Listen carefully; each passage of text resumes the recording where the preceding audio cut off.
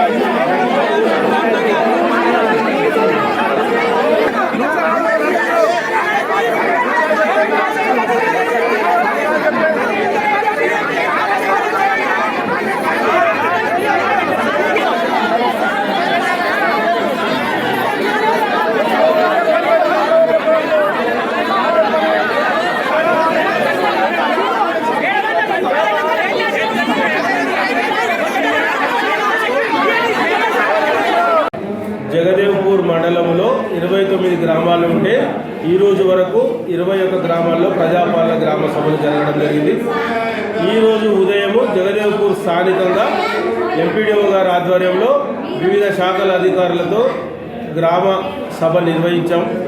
ప్రజలందరి ముందు రాష్ట్ర ప్రభుత్వం ప్రతిష్టాత్మకంగా ప్రవేశపెడుతున్న ఇందిరమ్మ ఆత్మీయ భరోసా, రైతు భరోసా, రేషన్ కార్డులు మరియు ఇందిరమ్మ ఇళ్ల గురించి చదివి వినిపించి ఆ యొక్క పథకం వివరాలన్నిటి కూడా ప్రజలకు తెలియజేసి అభ్యంతరాలు ఏమన్నా ఉంటే కూడా గ్రామ సభ ద్వారా తీసుకోవడం జరిగింది.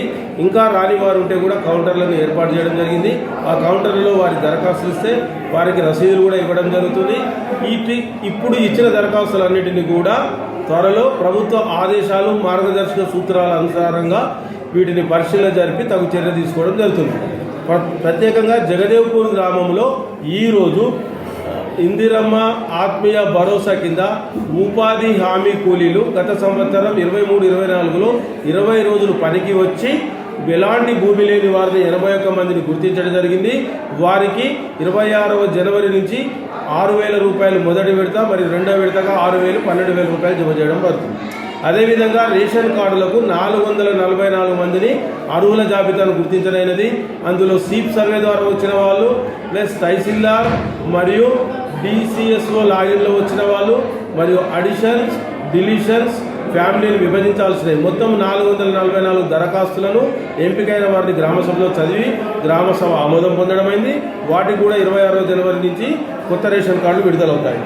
అదేవిధంగా ఇందిరమ్మ ఇళ్లకు సంబంధించి స్థలము ఉండి ఇల్లు కట్టుకుంటే అనేవారు 375, స్థలము లేకుండా ఇల్లు కట్టుకునే అనేవారు 51, మొత్తం 426 దరఖాస్తులు అర్హుల జాబితా. ఇట్టి అర్హుల జాబితాను గౌరవ జిల్లా కలెక్టర్ ద్వారా, మంత్రి ద్వారా నియోజకవర్గానికి 3,500 ఇళ్ళు టార్గెట్ పెట్టారు. ఆ 3,500లో జగదేవపూర్ మండలానికి, జగదేవపూర్ గ్రామానికి ఎన్ని అర్హత సాధిస్తే వాటికి మంజూరు చేయడం జరుగుతుంది. మిగతా అర్హుల జాబితాను కూడా దఫాలుగా నెక్స్ట్ ఇయర్ ఆ నెక్స్ట్ ఇయర్లో మంజూరు చేస్తామని ప్రభుత్వ మార్గదర్శకాలు ఉన్నాయి. అదేవిధంగా